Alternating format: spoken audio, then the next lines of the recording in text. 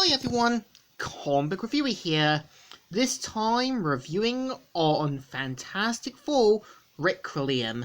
Now, as you know, the Requiem event was meant to tell the after effects of Ultimatum from the X-Men, Spider-Man, as well as the Fantastic Four. And keep in mind the Fantastic Four had its Ultimate series that ran for 60 issues. And let's get on the story.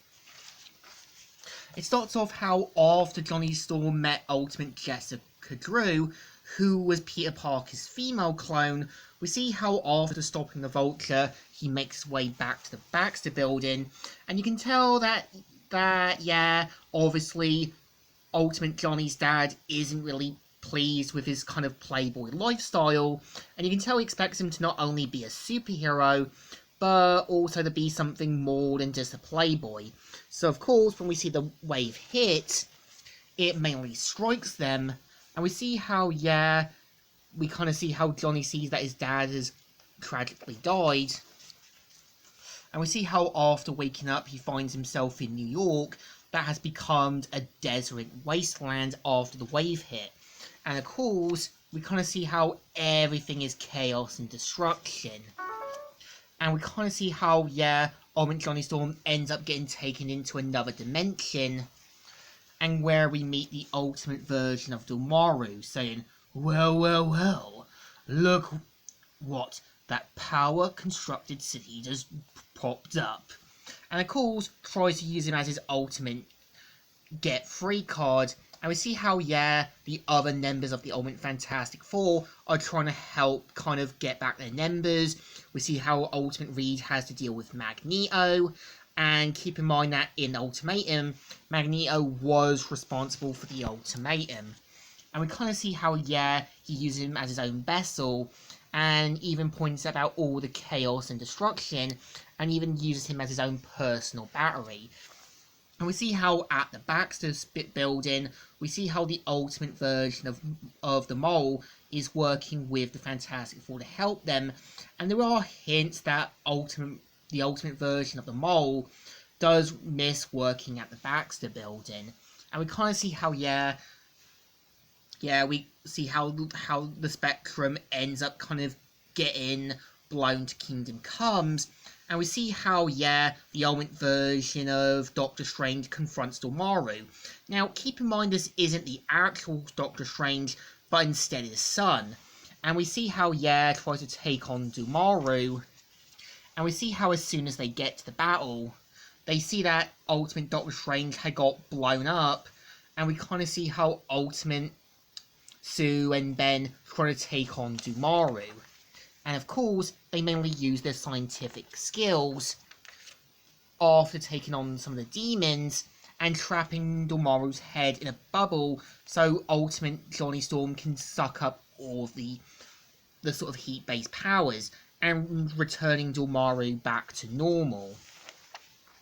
And after this, we see how Reed tries to talk with the team, but you can kind of tell Sue's a little busy, and we kind of see how, Ultimate Johnny Storm does feel responsible for what happened to his dad, and said, and then he died right here. Dad died right here next to me. That wave hit us all by surprise. The whole city. There's no way any of us could have done anything. It's not true. Dad saw it for a split second. We should have died, but he pushed me out the way. Always with the pushing, that guy. And we kind of see how Sue tries to reassure Johnny that it's not his fault. And we kind of see how Ultimate Reed points out about the possibilities of something like this happening again. And points out that Ultimate Doctor Doom has to die. And Ben understanding. And of course, goes to Latveria to carry out the deed. Now, I know in Ultimate FF, it's later revealed that, Sue and Johnny's mum was posing as Doctor Doom, while the real one was in Latveria, in the zombie-verse. But it's also kind of shown that she was at the funeral, so I'm guessing it's implied that that this is meant to be a Doom bot, or probably like a friend of Reed and Sue's. So we kind of see how, yeah, after the funeral, we kind of see how Reed wants to try to kind of get Sue to kind of talk with him, and even thinks about proposing to a marriage, despite it being a terrible idea. And I think this is also the starting point of Ultimate Reed's downfall, losing everything himself, and him sort of slowly kind of losing his way. And we see how Ultimate then decides to join with S.H.I.E.L.D. and become part of the army.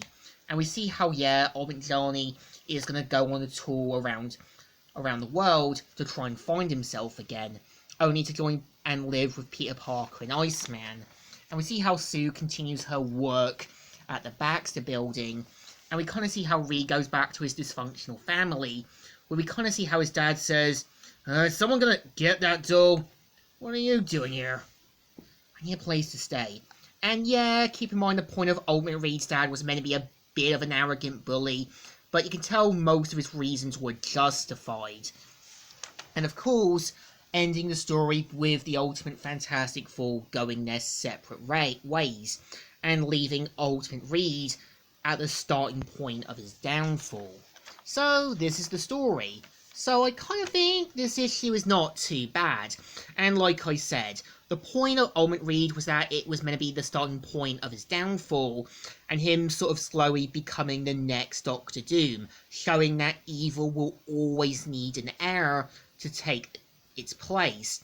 And we do kind of see how some of the Fantastic Four have doubt, some of them want to believe that what they were doing was right, or some of them do have guilt. But I think this issue definitely deserves a thumbs up. Still good, and still alright. So, Comic Reviewer here, signing out.